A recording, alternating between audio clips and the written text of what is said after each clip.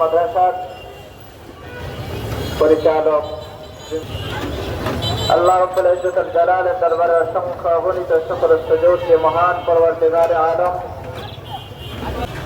দোয়া চাই আল্লাহ তাআলা যেন আমাকে হক কথা হক তরিকা হক বলার তৌফিক দান করেন, বলেন আমিন।